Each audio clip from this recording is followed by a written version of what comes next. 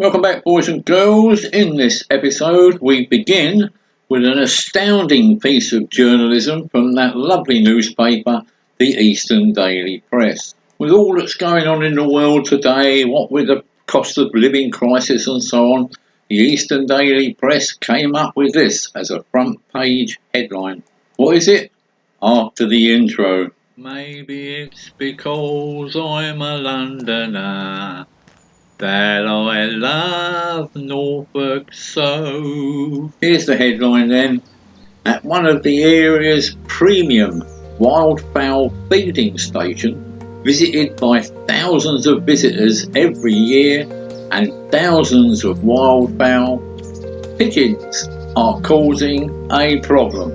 Well, fuck me. Now I would have thought a problem with pigeons would mean that these birds are carrying off small children and pets to kill and devour later, wouldn't you? But no, apparently these horrible creatures, of which we all despise, are actually eating all the grain and other foods that's being thrown about liberally. Who'd have thought?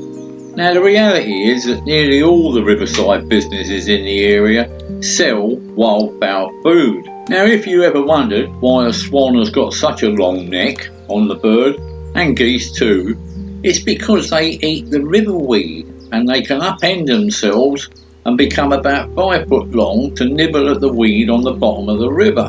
Now that is its natural food. That's what it exists for. But you start chucking buckets full of all other shit lying about and they ain't gonna bother. They're going to make their way to where the humans are all gathered, chucking great buckets full of bread at them, aren't they? Now, one or two of the riverside dealers actually sell nutritional food, good quality food for the wildfowl. But most people just chuck bread. And let me tell you, bread is no good for the wildfowl. It's probably the worst thing you can actually feed wildfowl on. And what happens in winter then? Those nice cold months of January and February when the ice is on the ground and all the tourists have gone home and there is nobody chucking bread at them. Well, I'll tell you what happens to them, shall I? They fucking starve. So that's why idiots like me and a few others will buy a sack of wheat, a whole sack, 25 kilos, and feed them on the wheat because it actually keeps them warm on those really cold days. Now, I'm not a killjoy. There is no more wonderful sight than seeing some toddlers and kids with their mums and dads feeding the swans and the ducks. They love it. But the problem I've got is that there is a total lack of education towards this feeding system. The Broads Authority or the councils, local authority, whatever, could do a hell of a lot more through signage and so on to educate the public into which is the best food that they can give the birds. Back to the great flocks of pigeons then. Well, to be precise, most of them are actually rock doves, but that's too nice a name for the modern generation. It's the modern generations that are the problem. They don't want these birds landing on their pretty little Jemima princess or their lovely little Tommy boy because they see them as flying rats. That's what they've been told they are. And the birds themselves become less afraid of human beings and quite likely to land on your arm. So, despite the fact that the kids absolutely love this, these modern day parents try and shoo them away because they think, oh dear, bacteria and so on. So, after giving the little kid a virtual strip wash by the side of the river, the next thing they do is complain, in writing, all the time. If any of those parents are watching this video, let me tell you, back in the 50s and 60s, kids were buried under pigeons in Trafalgar Square. Here's a little joke for you about pigeons. A statue of a man and a statue of a woman stood facing each other, completely naked, for 400 years. Anyway, one day a wizard comes along and feels sorry for these two statues. So with a whisk of his wand, he brings them to life. And he says, you've got 30 minutes of real life. Instantly the two of them dive into a set of bushes and all you can hear is the sounds of giggling and laughter and all sorts of noises. After a quarter of an hour, the two of them come out of the bushes and the wizard says to them, but you've got another 15 minutes left, you know, if you want to have another go. And the male statue looks at him and says, "Yeah, you're right, only this time you hold the pigeon and I'll shit on it." Now my little friend here, Squidge, is a Norfolk red squirrel, and he's got some particularly fine talents, one of which he's able to talk to the animals, like Dr. Dolittle. Now you won't be able to hear him because he sends messages to me telepathically. The problem is, he talks like Yoda out of Star Wars. Now right here is the two mates that he's come to see and have a little chat to. And I'll tell you how the conversation goes as it goes.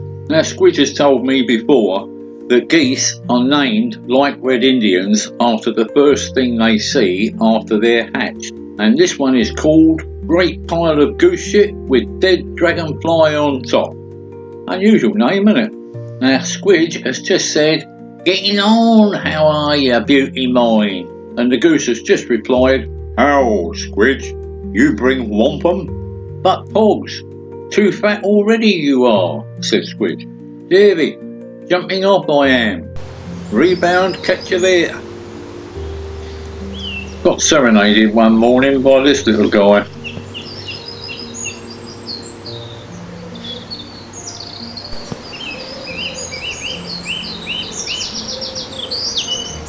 Just lovely, isn't it? Now, I don't know how true it is, but I've been told this.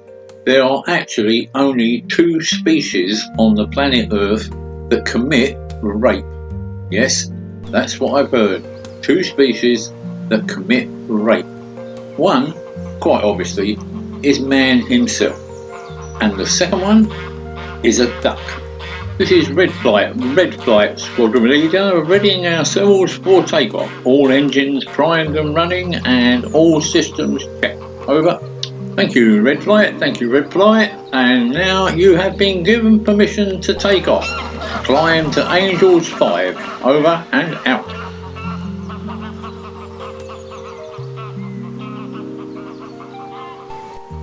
Guy breaks into a house and he starts to ransack the place, looking in all the cupboards and drawers, and a voice rings out, and the voice says, "Jesus is watching you." And he looks round and he can't see anybody, and anyway, ignores it. And he's opening a few more drawers and cupboards, and then the voice rings out again, "Jesus is watching you." So he flashes round the room and he sees a parrot sitting on one of those stands in the corner. And he says to the parrot, "Is that you? Did you speak?" And the parrot says, "Yeah, and I'm telling you, Jesus is watching you." And he said, "What's your name, parrot?" And the parrot says, "Moses."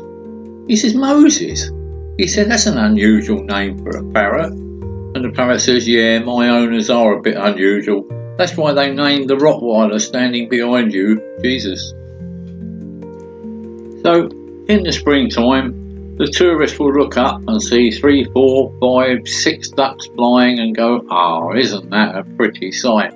But what they don't realise is that only one is a female and all the rest are males, trying to have their wicked way with her. And they will exhaust her until she crashes somewhere, and then they have their fun.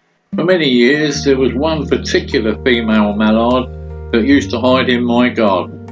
Whilst I was there, she would actually sit under my garden chair, hiding from the males flying about above. I haven't seen her for a couple of years now, so I can only assume that she's dead. But when she used to come into the garden, she used to really make a fuss of me to protect her. What the tourists also don't realise is that one or two local boatyard owners, they used to go out and shoot the drakes, or males, to thin them out, so that at least the females would stand a fighting chance. These people probably protected the species. On the other side of the coin, many years ago there used to be a guy in Norfolk, lived near Dereham, and he was called Lem Baker. Assume he's dead now like all the rest. But he used to operate a swan rescue service. And I went over to see him, and my God, you wouldn't believe it. He had about a quarter of an acre of land, literally covered with disabled swans with bits missing, and he used to nurture them. His kitchen was full of swans. You wouldn't have believed it if you hadn't seen it. The Queen Mother, bless her heart, sent him a cheque, wait for it, for £100. It wouldn't even feed these birds for a week. Well, there you go, boys and girls. We're coming to the end of this video. Just a little montage of all my early morning walks over 3 months. I do hope you've enjoyed it and that you will tell your friends. I'll see you on the next one, boys and girls, where we're off on the little tram ride to Cromer. So, I get an awful love of things, just walking up and down. See ya.